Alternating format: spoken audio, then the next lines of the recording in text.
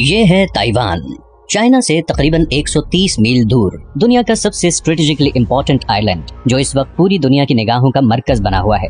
Taiwan के मुतालिक एक चीज जान लीजिए कि ये छोटा सा आइलैंड आने वाले दिनों में पूरी दुनिया की तकदीर तय करने वाला है। जो भी ताइवान को कंट्रोल करेगा 21वीं सदी का मालिक वही होगा।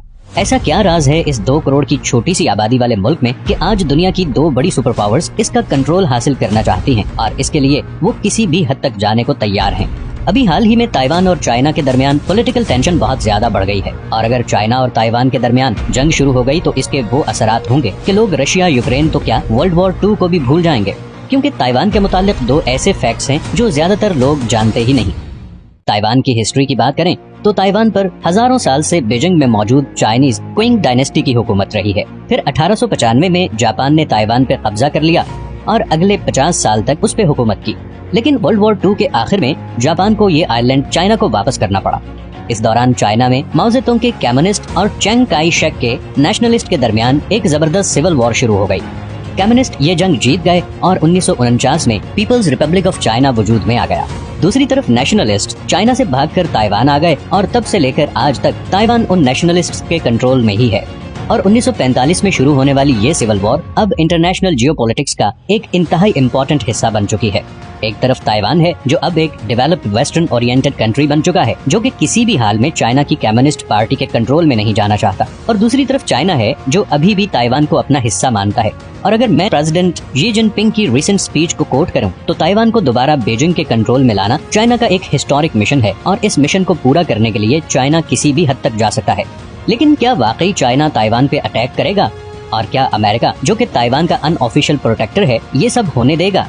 77 साल गुजरने के बावजूद ताइवान यूनाइटेड नेशन का मेंबर नहीं बन सका और आज की डेट में सिर्फ 15 छोटे कंट्रीज ताइवान को ऑफिशियली रिकॉग्नाइज करते हैं। और इसकी वजह यह है कि चाइना ताइवान को सिर्फ एक बागी प्रोविंस समझता है और किसी भी ऐसे मुल्क के साथ डिप्लोमेटिक रिलेशंस नहीं रखता जो ताइवान को ऑफिशियली रिकॉग्नाइज करता हो।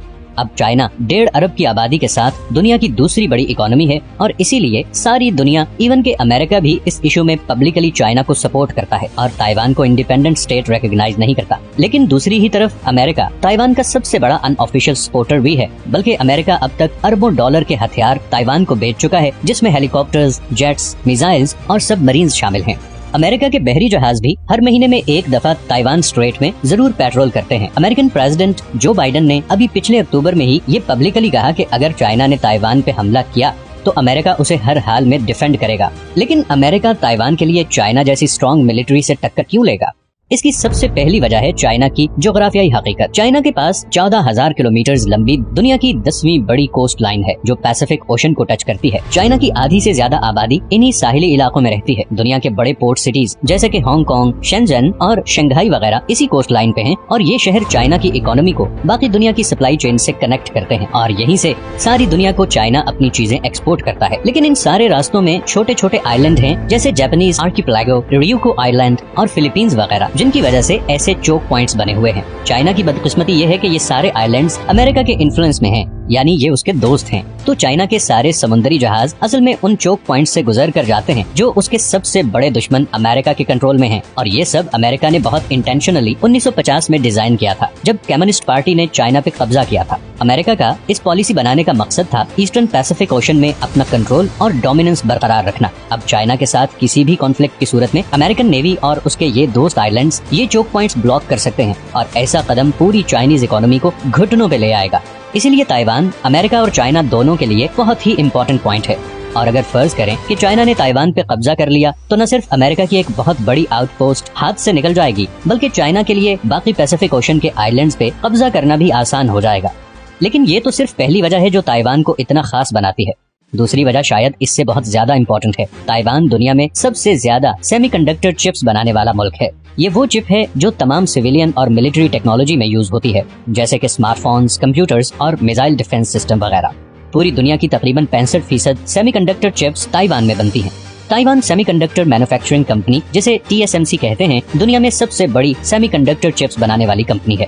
अमेरिकन सेमीकंडक्टर कंपनीज जैसे कि इंटेल, AMD और एप्पल वगैरह ने भी अपनी चिप प्रोडक्शन TSMC को आउटसोर्स की हुई है और गो कि इसकी वजह से उन्हें कॉस्ट कम पड़ती है और प्रॉफिट्स ज्यादा आते हैं। मगर दूसरी तरफ वो बहुत हेविली TSMC पर डिपेंडेंट हैं और अगर चाइना ने ताइवान पर कब्जा किया तो अमेरिका के सारे एडवांस्ड मिलिट्री वेपन्स और इंडस्ट्रियल टेक्नोलॉजी बुरी तरह कॉम्प्रोमाइज हो जाएगी, जिसका आसान मतलब ये है कि चाइना के कंट्रोल में वो चीज आ जाएगी जिसपे सारी फ्यूचर टेक्नोलॉजी जैसा कि आर्टिफिशियल इंटेलिजेंस और इवन मॉडर्न हथियार डिपेंडेंट हैं। इसका लाजमी नतीजा ये होगा कि मॉडर्न वॉरफेयर में चाइना पूरी दुनिया में टॉप पे आ जाएगा। लेकिन दूसरी तरफ एक और इंटरेस्टिंग बात यह है कि पूरी दुनिया की कुल 60% सेमीकंडक्टर चिप्स की मांग चाइना में है और इस डिमांड को पूरा करने के लिए चाइना ज्यादातर ताइवान से ही चिप्स इंपोर्ट करता है। बल्कि ताइवान चाइना ट्रेड का 50% सेमीकंडक्टर चिप्स ही हैं। तो चाइना ताइवान जंग की सूरत में अमेरिका और यूरोप ही नहीं बल्कि टेम्परेरी तौर पर चाइना भी बहुत बुरी तरह मुतासिर होगा। और मुख्तसर कहूँ तो अगर जंग की सूरत में ताइवान ने चिप की प्रोडक्शन रोकी तो पूरी दुनिया की इकोनॉमीज हिल के रह जाएंगी। लेकिन इसका ये मतलब नहीं कि चाइना ताइवान पे हमला नहीं करेगा। एक्सपर्ट्स के मुताबिक अगर चाइना से ताइवान पे कब्जा करना है तो उसके पास सिर्फ 2030 तक का टाइम है, क्योंकि तब तक अमेरिका और यूरोप बहुत अल्टरनेटिव डेवलप कर चुके होंगे, आर्टिफिशियल इंटेलिजेंस छा चुकी होगी और शायद ये सारे देश चाइना से बहुत ज्यादा स्ट्रॉन्ग पोजीशन में आ चुके हों। इसीलिए अमेरिकन थिंक टैंक्स के मुताबिक 2022 से 2026 के दौरान कभी भी चाइना ताइवान पे हमला कर सकता है और इसीलिए चाइना पिछले कुछ अरसे से बहुत एग्रेसिवली रिएक्ट कर रहा है। अभी रिसेंटली अमेरिकन हाउस स्पीकर के विजिट के बाद चाइना ने ताइवान के बिल्कुल करीब समंदर में बहरी मशकें शुरू कर दी। इस जंग में शिकस्त चाइना के लिए बहुत शर्म का मौका होगा और उसकी दुनिया की नेक्स्ट सुपर पावर बनने की ख्वाहिश पे एक सवालिया निशान आ जाएगा।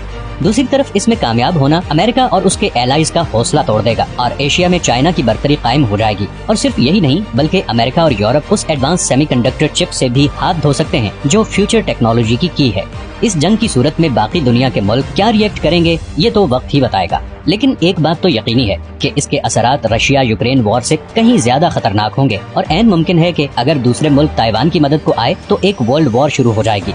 चाइना ताइवान कॉन्फ्लिक्ट एक बहुत ही कॉम्प्लेक्स टॉपिक है और मैंने बहुत मुश्किल से इसे समराइज किया है। ये हैं वो सारे सोर्सेज जिनसे इस वीडियो के लिए मैंने कंसल्ट किया। आपकी इस सारी सिचुएशन के बारे में क्या राय है, अपनी सजेशंस नीचे कमेंट्स में जरूर दें और अगर आपको ये वीडियो अच्छी लगी है तो इसे लाइक और चैनल को सब्सक्राइब कर दें। मैंने अभी बहुत से इंटरेस्टिंग टॉपिक्स पे वीडियोस बनानी है तो आपकी सपोर्ट बहुत जरूरी है। अपना ख्याल रखिएगा, मिलते हैं नेक्स्ट वीडियो में।